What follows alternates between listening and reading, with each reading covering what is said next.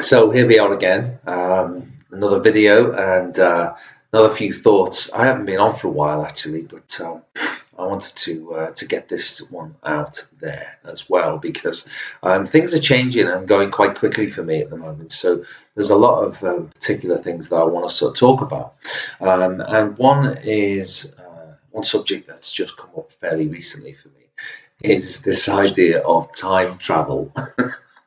Now, the reason I talk about time travel, or I'm talking about time travel, is off the back of a film that I saw last night called About Time. It came out in 2013, um, and the actual premise of the film is a guy who has the ability to go back in time if he wants to fix certain situations.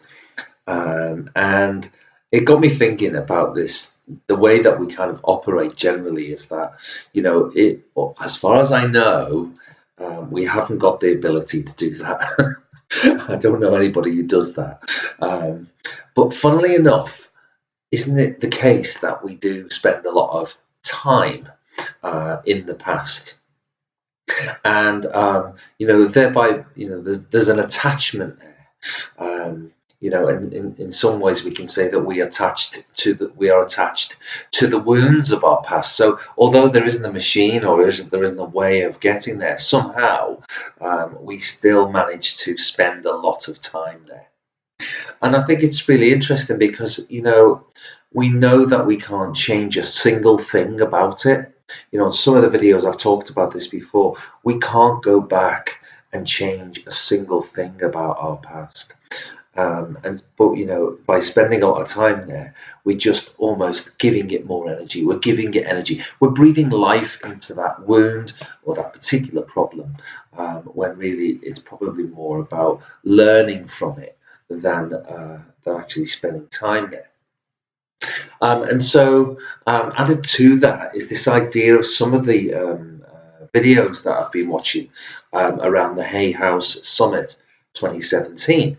One of which is a favourite guy of mine called Bruce Lipton. Now, Bruce has been talking primarily about his, body of work that he's been doing. But the penny dropped for me a little bit this week because, generally speaking, he talks about the mind, the conscious mind and the subconscious mind. And generally, when we have problems or we have things that we wanted to change, it tends to be the subconscious mind that is running the show. And the conscious mind is only 5%. We only use that 5%. So we've got 5%, we've got 95%. And these are all your subconscious programs. These are the things that are taking you back to that same old habit. This is when we talk about time travel. This is where we travel when we're thinking about something else. So, for example, if you're driving along and you start thinking about a meeting that you're going to, or you're thinking about something that was happening a week or two ago, then you don't just stop driving. You don't just crash into a hedge. The subconscious mind, the subconscious programming takes over. And so when these are the things that keep us safe, obviously. But Bruce Lipton talks about, it sort of gives you this idea then that you might be a victim. And you might be a victim of this subconscious programming. And it started way back when you were 7 years old. And so we get this victim mentality again. It comes up again and go, well, I'm just a victim of my subconscious programming. But he says, no, actually, you are capable of rewriting that subconscious program. So this is fun. So I thought, well, how, I started looking into it. How do we do that? And generally speaking, it comes down to, I suppose, what he's been talking about and I've been talking about, and most people in the, I suppose, transformational field have been talking about. This is this mindfulness, this idea that we are living in the now. And it's just another way of getting to pretty much the same point where we are trying to notice when these programs are running, and consciously bring them forth and just go, okay, I can see that I always do that. And so trying to change the way that you do that, just giving yourself that little heartbeat, that little moment where you go, you know what, I've been here before, and I know that the way this program goes, I'm going to change it. And it starts very basically with the thought. Wayne Dyer talks about it a lot. You know, everything you do comes from a thought, you know, and so it's this idea that you can change this subconscious program, you know, and so the weather has been amazing over the weekend, and it's continuing to be sunny here as well, and that also is going to give people a lift, I'm sure. But also, there was something mentioned in this film about he had this ability, this guy, to change things, and you think, well, he's going to meddle with this, he's going to meddle with that situation, he's going to meddle with lots of things just to make his life right. And what he actually came down to, and I hope this isn't a spoiler for anybody, basically what he said was he kind of stopped doing that. He stopped interfering. And I talk about this a little bit on some of my videos too. We kind of interfere with the general, shall we say, the plan of our life.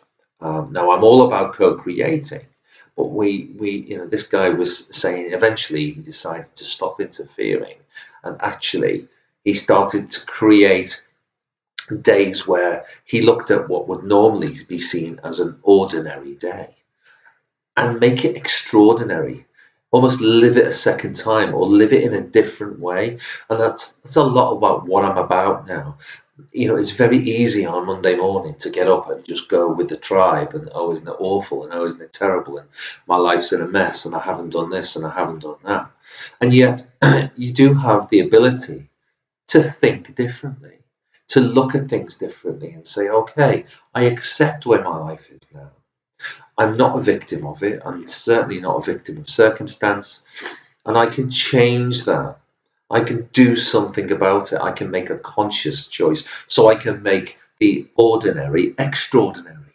And I think if you start at that very base level and you get a success, you take that success, you know, into the next day and into the next day, and you're consciously in control. You're not, as I say, being a victim or feeling a victim of this subconscious programming, and you then begin to rewrite it just by these simple things. It's free, you know. I've just you know, I post quite a little bit about meditation. I am I am on my soapbox a little bit about meditation because it brings for me clarity, and I think it's something that we all need to be sort of aware of. You know, it's something that we can do quite easily. There is, you know, the benefits are extraordinary. So I think, you know, once again, it's about changing. You know, a couple of years ago, you'd have said to me meditation, and I'd say no thanks. You know, and I think what I'm trying to do is just maybe open the door a little bit to someone and say, what do you think? You know, have a go, see how you get on with it, amongst many other things, of course. But as I say, this idea of time travel, I think it's worth looking at, and I think it's just worth doing a video on it today, just to say, look, let's not dwell, you know, let's not dwell in the pain of our past. Let's obviously learn from it, but let's dwell in the now. You know, that's happened. You can't do much about that. The active unit of your life is right now, and then now it's gone. So you have this moment by moment, inch by inch opportunity to make different choices and get hold of your life, basically. And that's I think that's the main thrust of a lot of the videos that I do generally. But it really hit me with this film. Fantastic film. At the very base level, it's a Richard Curtis film. So if you know any of his films, then you know you're in for a treat. So yeah, something to think about. And thought I might just pop one out for you. It sounds terrible, but there we go. Right. Have a great week.